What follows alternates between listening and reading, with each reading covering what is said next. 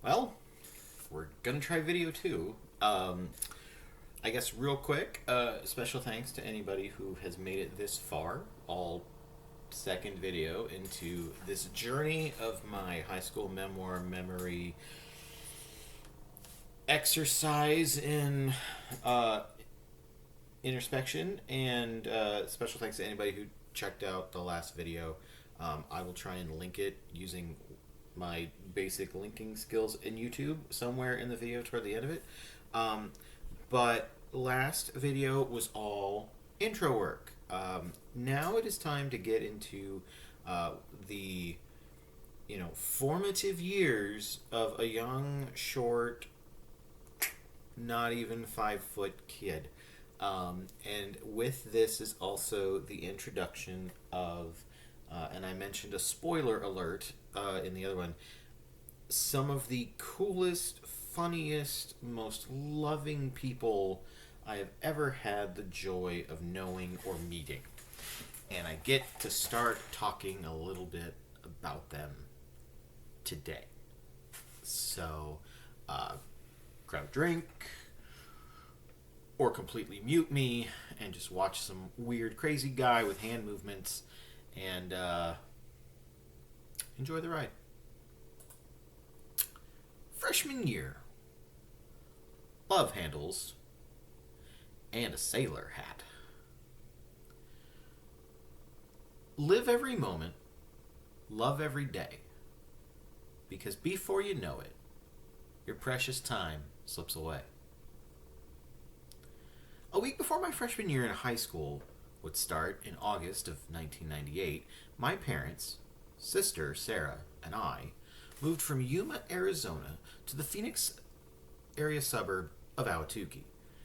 We were originally from the Midwest, living in a small town of Woodhull, Illinois, which I always maintain as my hometown, even though I wasn't born there until 1992. And then we moved to Yuma. We spent about 6 years in Yuma before moving to the Phoenix area. Sarah, 2 years younger than me and a self-made vegetarian since the age of 8, the phrase that comes to mind when asked to describe her would be passionate. At this time in her life, she was becoming heavily into Hanson and was quick to make friends, so moving to a new place was not a problem for her. A talented writer, having been able to read some of her work, it makes me jealous because I write because I love to.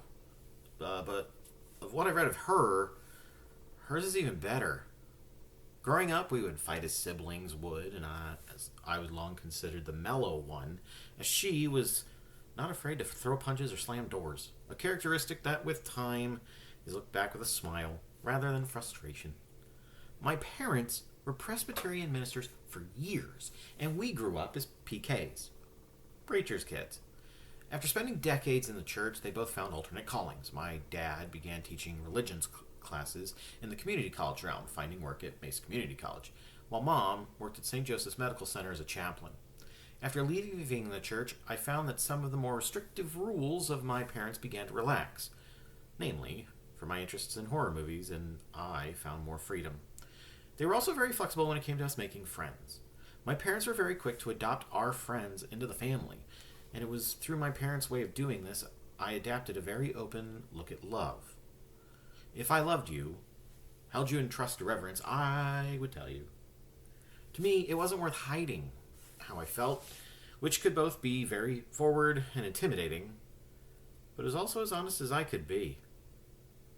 And I always felt people deserved that. My parents, when it came to me, also didn't have to worry about me being that much of a rule breaker, I think. Sure, there's that growing up awkwardness we can all go through, but I had no interest in a lot of those things teenagers might jump into experimenting with. Smoking I found horrible, even though both my parents smoked. And drinking just seemed like something I would do when I was young, getting older. So no need to rush into trouble now. Drugs were something I were never interested in trying, and still haven't. If anything, I saw getting into trouble as a way that would keep me from my friends, which I rarely wanted to jeopardize over a momentary win or feeling of rebellion. Upon arriving in Phoenix, we moved into a apartment complex, The Preserve, and had to rush me into a class schedule. I was pretty easygoing. Whatever opened was cool, but there was the idea of an extracurricular. I had just come off of 3 years of dance in Yuma, trained in tap, jazz, and ballet. But I was done with that. My left knee would bother me from time to time, and I was never into playing sports outside of basketball and a summer of wrestling. What about the band, orchestra, or choir? The school counselor asked. You do love to sing and perform, my mom said. He listens to a lot of the rock of the 1980s. I knew where this conversation was headed. My parents always wanted me to be involved in something, be it sports or performing. Although I'd been through a few sports, my heart was always in singing. You see, I've always seen music as the great communicator. Whether you're happy, sad, angry, motivated, the music is reflect there of your mood. The music gods provide whatever you need, and at the moment you need it, especially when you're not looking. And one of my favorite feelings was to be part of that. The art and storytelling and performance and emotion that music would provide. I always had a lot of love for people who sang music and showed such enjoyment when they did. When it came to my own musical history, I'd been singing since elementary school. I grew up on the radio in the late 80s, had listened to 50s and 60s Motown, rock, and pop all through elementary school and into junior high. My parents remembered with great fondness and would tell stories of me conducting the church choir from the audience at age 3 while they preached. Music has always been that important and influential to me. Choir, I said, committed. All right, we'll get you into chorale. The director is Mr. Ludwig. And with that, I was a member of the Mountain Point Choir. My freshman year, and the surrounding years and friendships I formed through high school would be almost exclusively tied to this one decision made in that moment. Chorale was the beginner choir of the program. It was where you would find a lot of freshmen and maybe a sprinkling of sophomores. Shantae was an all-women's choir, a cappella was the higher choir, and downbeat was the choir. A 0-hour choir of the best in the program who would go out to competitions and other choirs wouldn't. In chorale, I was one of about 6 guys. And as it happens, guys in choir will, group together. Jeremy had red hair, glasses, and was a photographer for the school yearbook. Brian H. looked like a rock star in the making, and Stephen B., he was a little bit heavier set, but all heart. These were the 3 I connected with the quickest, and they were the 3 tenors in the choir. I, and we, all seemed to want to make the most of the experience, and all 3 of them were immensely talented guys, while I, on the other hand, I considered myself a position player. And by that, what I mean, I felt like someone who, if I had a spot, a note, something that needed to be done, I'd be happy to do it. This came from my time playing basketball. I wasn't a star player. I was solid on defense and good with setting people up to make the shot. I took the same approach in how I saw choir. As a bass baritone, the one thing I always put on myself was to try and just be consistent. Hit the notes you need to. Sounds like a duh statement in choir, but if there was an optional baritone part, I wanted it. If there was a note that had some emphasis from the director, I took that as a direct request. I didn't necessarily want or need to be a star. I just wanted to be part of something that made people feel good.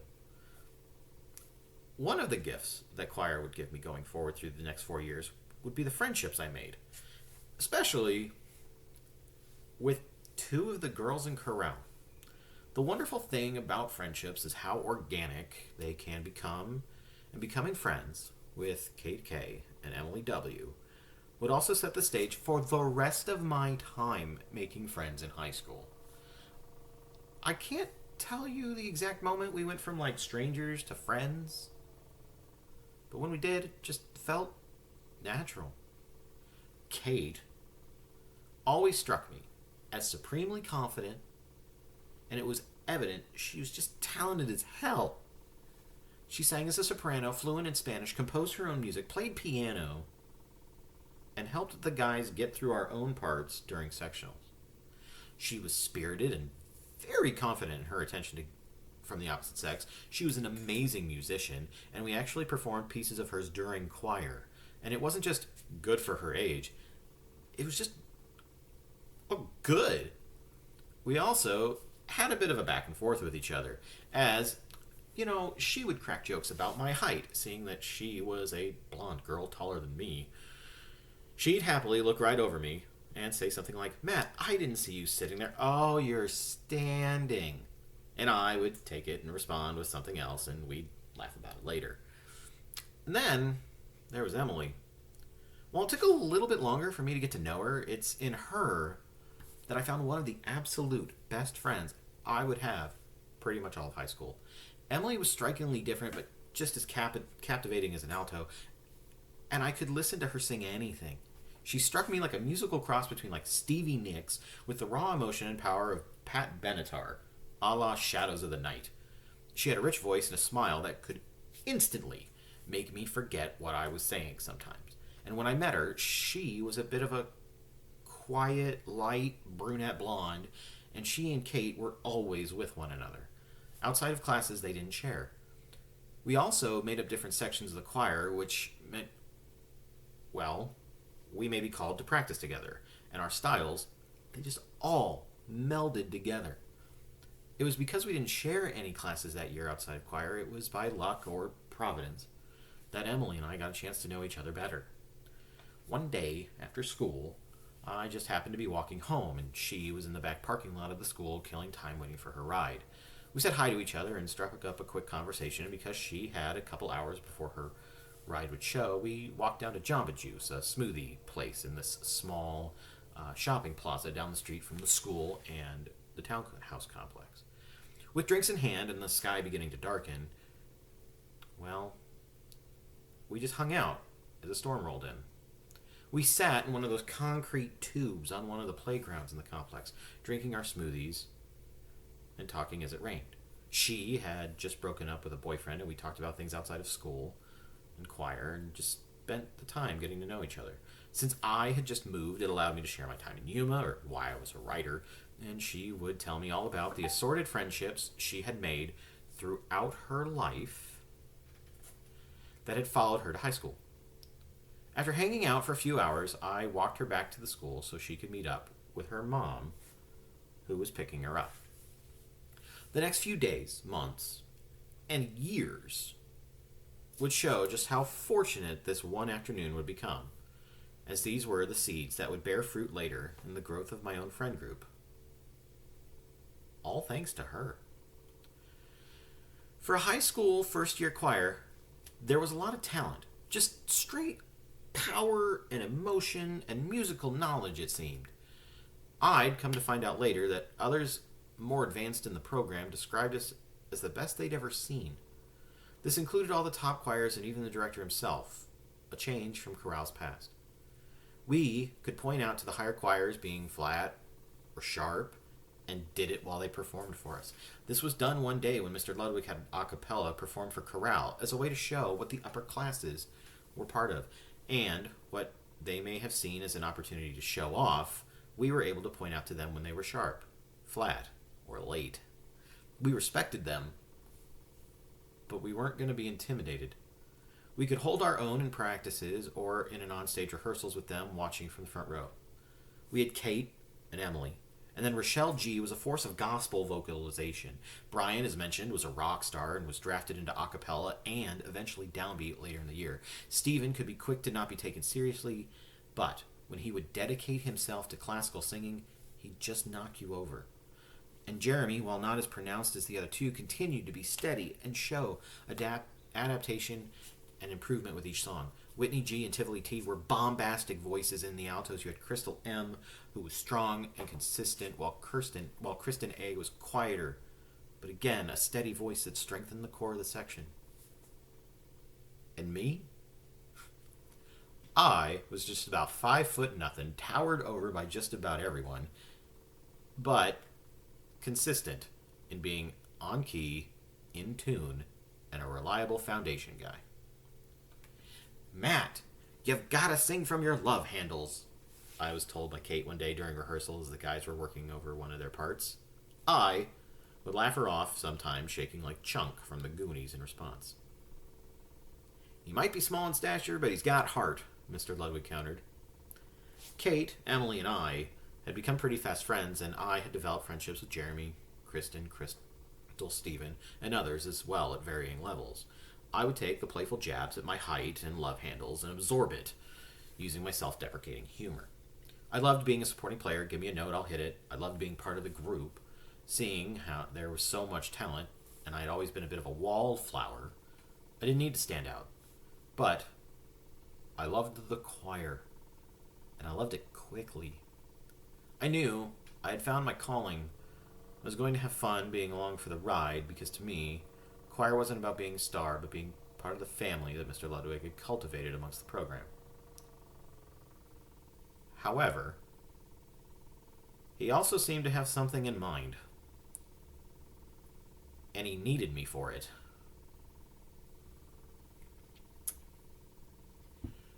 Two things that don't get old, are love and rock and roll. One of the things that I brought with me to Phoenix from Yuma was my love of horror and writing stories. In all of those, the best one for me was flesh-eating zombies. In a time where Resident Evil was only a video game and not a movie series, and where not a lot of people paid attention to the genre, I was hooked. I had read a small book I found at a book fair in the 4th grade about zombies, and enthralled by scarce photos from Night of the Living Dead. Finding that movie became a goal for me. A black and white horror movie from the late 1960s with zombies? Why watch that when you've got Hellraiser, Scream, and others? This was actually why it took me so long to see the film, because no video stores carried it. And the idea of an army of flesh-eating corpses attacking a farmhouse filled with people just interested the hell out of me. It became almost a grail quest for me to find it.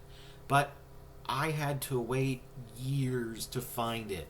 I found the small book in the 4th grade, and it wasn't until I nearly got into the 7th grade that my quest had ended.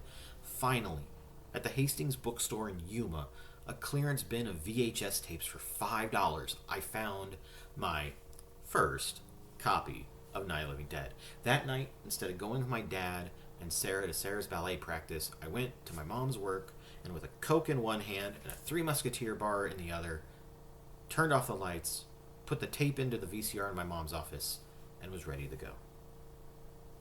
My first time I saw Night, and the setting was perfect. I was in an office at a hospital a few doors down from the morgue, and from the opening credits, where Johnny and Barbara walk into the cemetery, where his brotherly teasing ends up with him becoming a protective brother and dying, to the line, "A widespread investigation of reports from funeral homes, morgues, and hospitals has concluded that the unburied dead are coming back to life and seeking human victims." As someone shuffled past the closed door of the office I sat until that downer of an ending, I immediately knew this movie changed my life. I wanted to know how they made the movie. I wanted to invest more in the story, in the idea. I immediately began writing zombie fiction. I wrote 2 short stories peer-edited by a friend in Yuma who had also had a part in these 2 stories, and then she moved. When I moved to Phoenix, I continued to write. However, I always wrote what I knew, and that was my friends. I didn't feel like creating characters. I didn't have an attachment to them. And whereas a personal story also allowed me to be heroic, be romantic, and for bringing friends together against terrible threats, zombie fiction, and actually my writing as a whole, allowed me to sort out feelings. Writing was part of me, and if I wanted to include you, I never wanted it to be malicious. I could express affection for my friends or pay homage to the role they played in my life.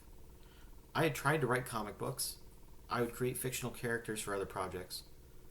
But writing zombie stories with the people I knew and loved, or heavily inspired by them, that became my favorite creative outlet. I have always loved writing. I've been writing stories since I was a kid, creating comic book characters, but also journaling. I would write journals on loose pieces of paper or on a computer about my day or creative ideas. I love the art of writing, and having stacks of notebooks filled with stories and journal entries was commonplace from late elementary school through junior high and then into high school. At first, I didn't think a lot of my friends got it. Zombies weren't mainstream, but I loved them, and adding friends like Emily, Kate, Jeremy, and others to stories of zombies attacking the mall or the school was my most comfortable and creative way to show appreciation and affection. Putting friends in my books and having them be heroic zombie fighting ass kickers was a way of showing how much I truly enjoyed the opportunity to be their friend. I always had a few goals in mind. Write a story I would look to publish at some point one day, and write something I would be happy to make a zombie film out of. My bucket list, albeit nerdy, started then. I spent most of my free time in my freshman year writing, playing wrestling games, and watching zombie movies. However, it was also here that another long-held passion of mine, music, underwent a bit of change, one that would become a defining characteristic going forward. I fully embraced 80s music. I had been very much into 50s and 60s music in my elementary years, and junior high was a gradual love of rock and roll from the 70s and 80s bands. But it was a mix of childhood nostalgia, things like wrestling, cartoons, and living in Illinois, along with finding a radio station that, of all the assorted genres, rock, pop, new wave, dance, soundtracks, and etc., all came together.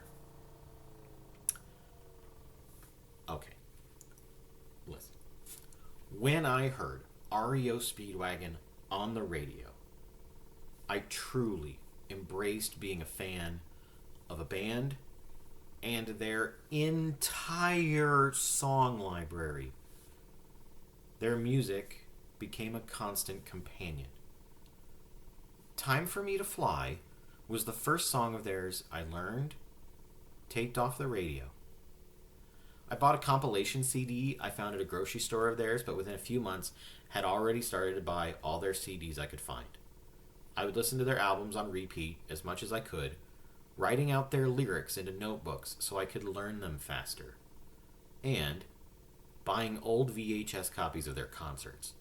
I was hooked by that Illinois rock band whose music felt like it spoke directly to me. I didn't stop with just them, as I began to absorb music from Journey, Prince, Hall & Oates, Berlin, The Go-Go's, The Cars, Eddie Money, Pat Benatar, and others, and knew there was no way I was ever turning back. I started buying CDs of individual years and greatest hits compilations. My parents continued the growth of my collection, buying CDs as Keep On Loving You, Take Me Home Tonight, and the Miami Vice theme would blare through the house or my headphones. Through that music and eventually the movies of that decade, I had found a home.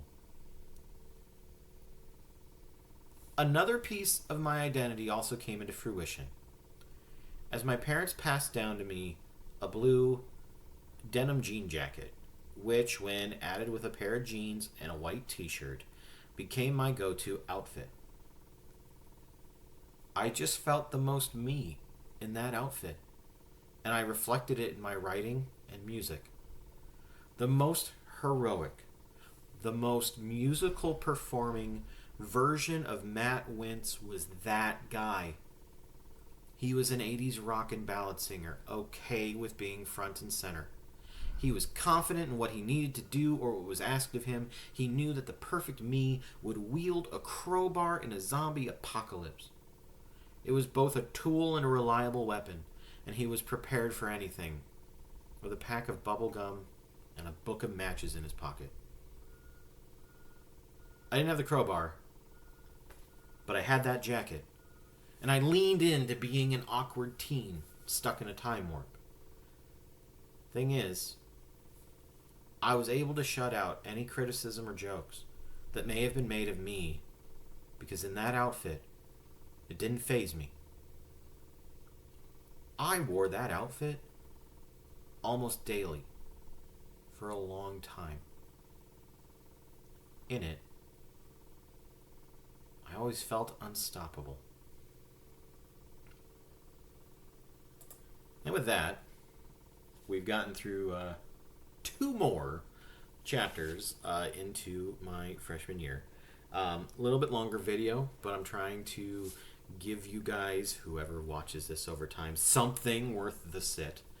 And I'm also raiding my closet for all of my assorted 80s stuff for this. Anyway, once again, to anybody who's been watching the one video, thank you very much. I am hoping to try and do uploads every week, maybe every other week, just something, because this is both putting this out there for people to hear it, who I think, are the goal audience, but also because, as I mentioned, I'm a writer and you write to share. So here we go.